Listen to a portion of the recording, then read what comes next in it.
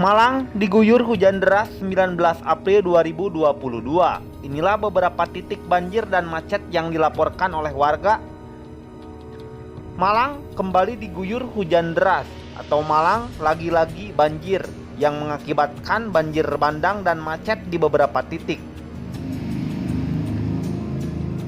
Setidaknya pada 19 April mulai pukul 1 siang, Kota Malang sudah diguyur hujan deras dan angin kencang.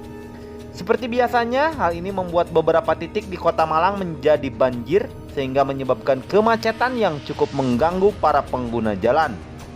Di Twitter, hujan deras yang menyebabkan banjir ini membuat para warga Malang ramai-ramai mengunggah situasi di daerah mereka masing-masing.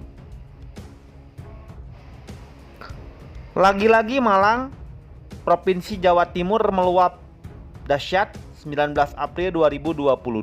Banjir Malang hari ini. Peristiwa hujan deras yang mengguyur Kota Malang selama kurang lebih 2 jam mengakibatkan sebagian tempat mengalami banjir pada Selasa 19 April.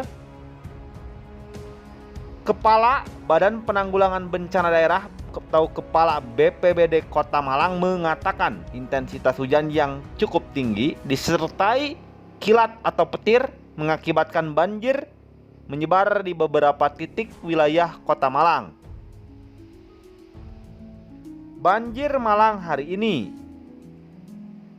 Banjir Kota Malang, Jalan Ciliwung 2,